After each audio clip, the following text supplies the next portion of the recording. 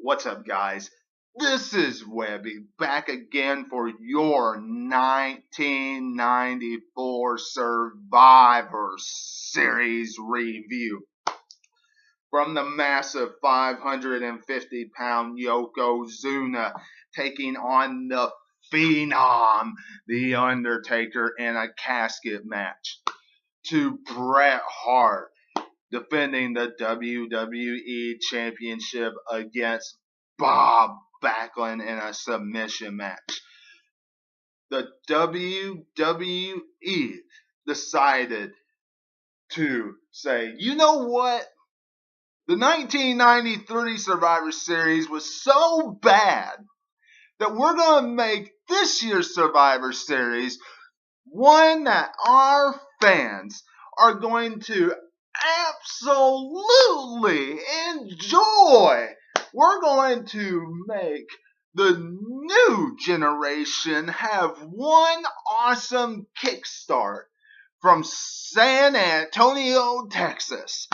This Survivor Series is going to be an awesome pay-per-view to end the 1994 calendar year. That is what WWE had on their mind, and they did a spectacular job at that. All you have to do is look at the opening contest.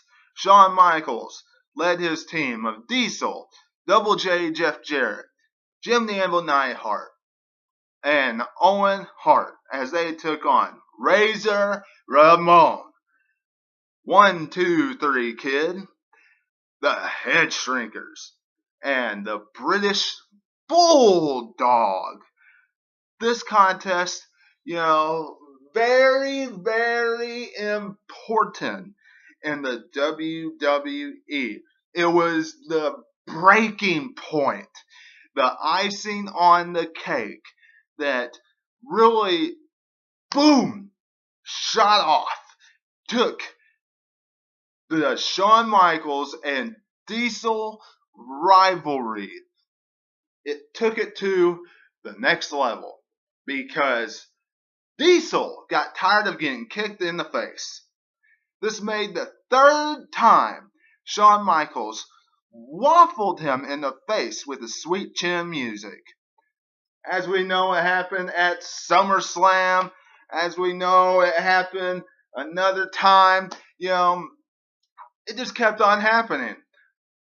This time, Diesel was doing a spectacular job laying waste to everybody on Razor's team.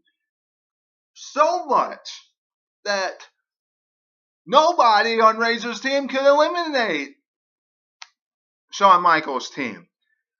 Diesel was disposing them left and right. And then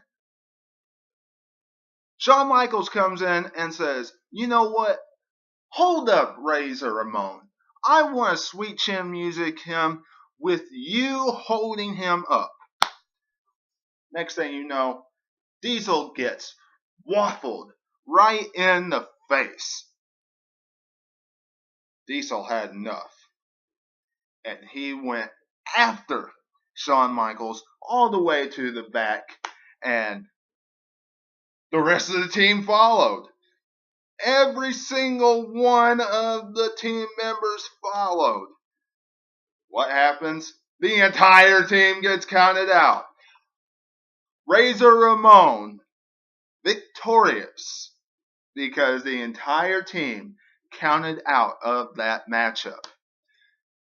Very good way to have a jump start for the Diesel Shawn Michaels rivalry, because they were tag team champions then, and Shawn Michaels says, I'm done with him, he can hit the bricks, I don't want to be tag team partners with him anymore, forget Diesel, forget everything about him, I made him, he's a nobody, he's nothing without me, I don't want to have anything to do with Diesel anymore. Later on, they end up facing each other at WrestleMania 11. All this comes about later on because of what happens between Bret Hart and Bob Backlund, which I'll get to in just a little bit. Doink, Dink, Wink, and Pink versus Jerry the King Lawler. Queasy, sleazy, and cheesy. Clowns Are Us taking on the Royal Family. This contest, kind of ridiculous. This is the one match that's just kind of ridiculous.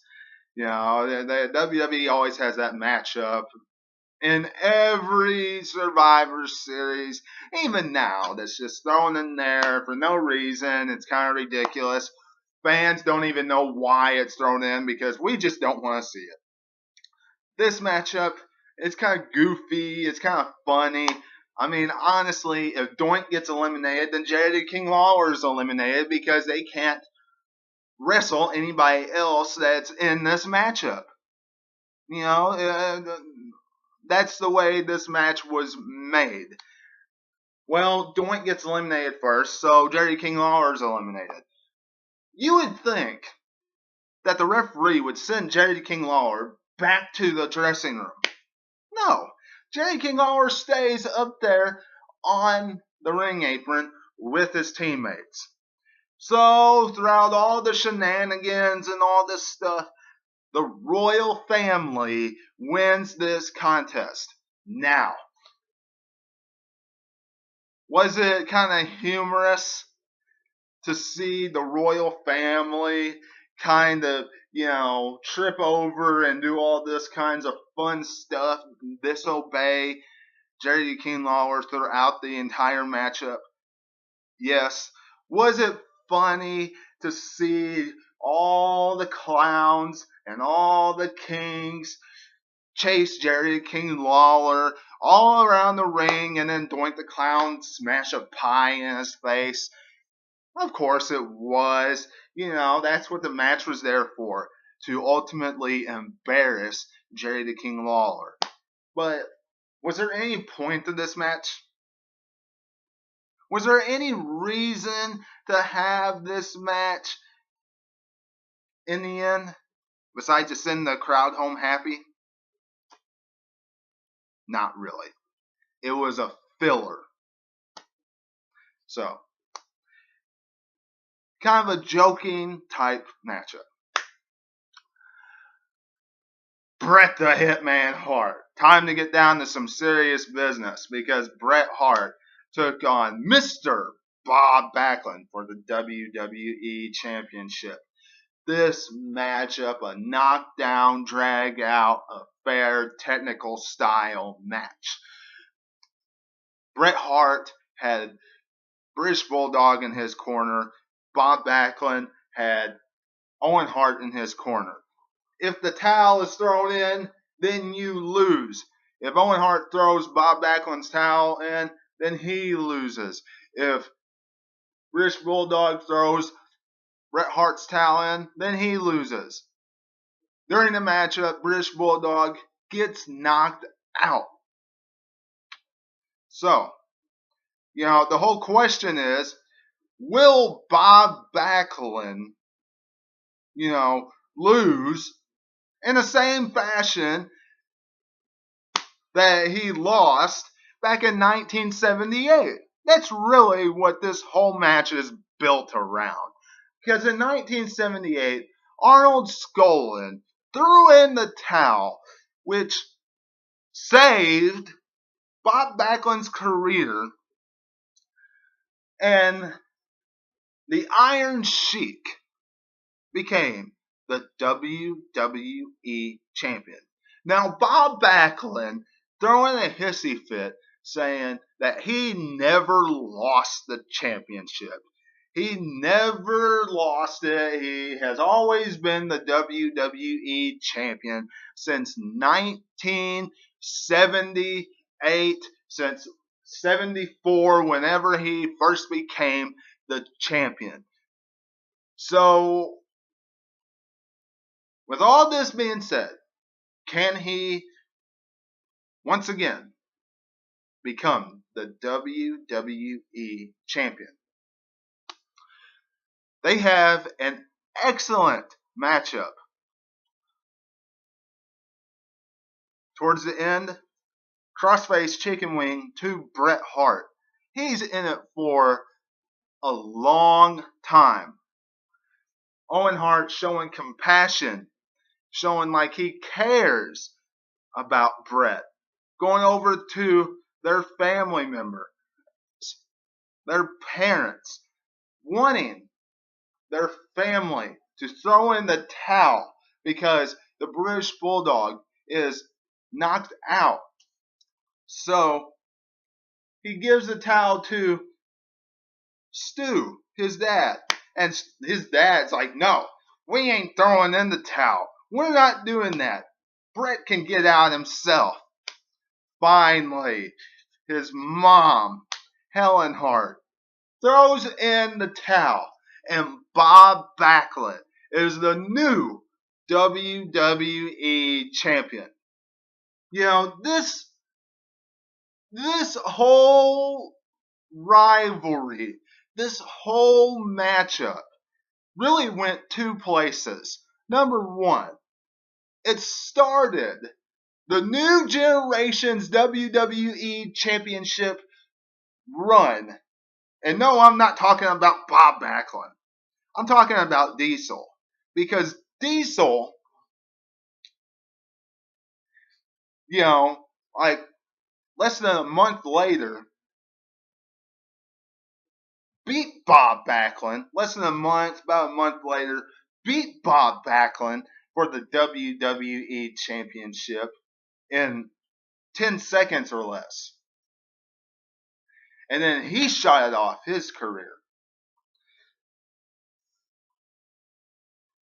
with that title.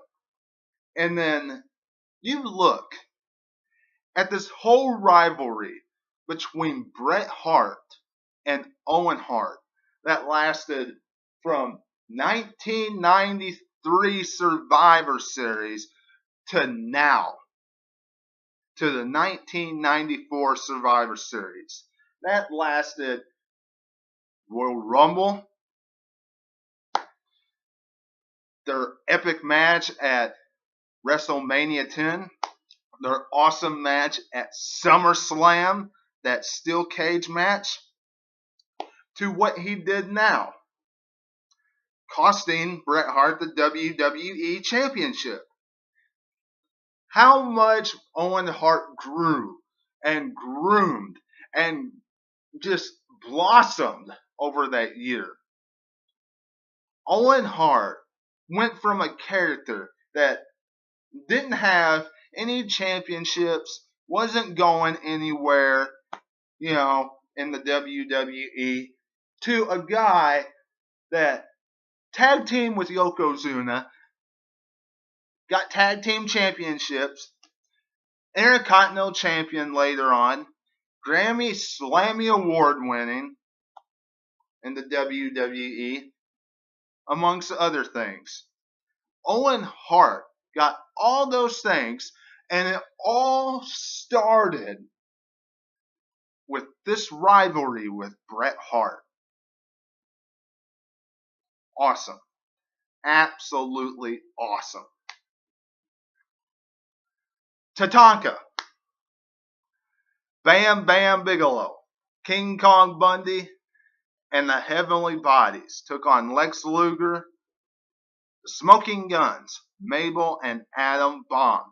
This contest, very intriguing, very good matchup between the $1 Million team and Lex Luger's team. And, you know, what can you say about it? You know, $1 Million team had the upper hand. They had the big guys. You know, it was a shoo-in that $1 Million team was going to win. $1 Million Man guaranteed victory. And that's exactly what he got. Because Lex Luger's team got the Heavenly Bodies out, you know, but Bam Bam and all the $1 Million team, you know, they just wiped over Lex Luger and his team. And when it came right down to it, Lex Luger got rid of Tatanka, and then King Kong Bundy squashed Lex Luger for a 1-2-3 to end the match. So that was that. And finally, The Undertaker versus Yokozuna in a casket matchup with Chuck Norris as the troubleshooting referee. This goes back to the Royal Rumble when The Undertaker mysteriously left after he'd lost the casket match when Yokozuna had to have help from 10 other men, 9 or 10 other men. And he mysteriously left for 8 months, came back at SummerSlam, and then he was hot on the trail of Yokozuna. Yokozuna, terrified of caskets, and Chuck Norris was there to make sure nobody interfered in this match. Now, Yokozuna lost this contest. One thing that is very important about this match, and that's the fact that it started the rivalry of the $1 Million Corporation and The Undertaker. All this started at Survivor Series. IRS came in, put The Undertaker in a sleeper hold, and dropped him in the casket without Chuck Norris knowing. Because at the same time, Bam Bam and King Kong Bundy, who's part of the $1 Million Corporation, was interfering in the match with Chuck Norris. So he didn't see IRS. But with all this being said, this Survivor Series was a good pay-per-view for us wrestling fans. Not a pay-per-view for us to complain or gripe about. It was a big boost compared to what we saw in 1993 from the WWE. 1993 was very watered down and stale. This, very, very good job by the WWE for us wrestling fans. Y'all let me know what you're thinking in the comments below. Let me know if you agree. Do you think that the 1994 Survivor Series was a big jump for the WWE compared to the 1993? Let me know in the comments below. Did you like the casket match? Did you like Bret Hart versus Bob Backlund? Did you see this Survivor Series? Let me know in the comments below. If you didn't, I highly advise you to go back to the network. If you have the WWE network, go back and watch it. It is a good Survivor Series to watch back in the old generation. Go back and watch it. Go back and tune in to my Monday Night Raw review, where I go over and discuss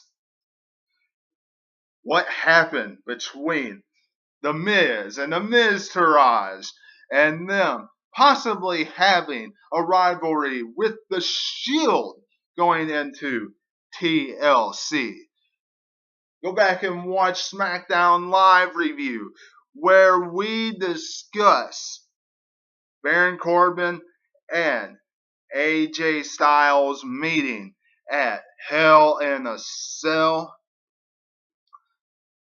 All that. We also discuss on there Jinder Mahal and Shinsuke Nakamura kicking him, Casket kicking him. And we also discuss Kevin Owens absolutely destroying Sami Zayn, and how Sami Zayn's career is absolutely hitting rock bottom right now. We discussed that on this week's edition of SmackDown Live Review. Go back and watch No Mercy review. That's up on the channel right now as well. All that plus so much more is on the channel. Go back to the channel and tune into all that. Facebook at 2007 Webby. Hit the like button. Share this video around. Hit the bell for all notifications as they come in. And until I see you again, this is Webby, and I will catch you on the other side. Talk to you later.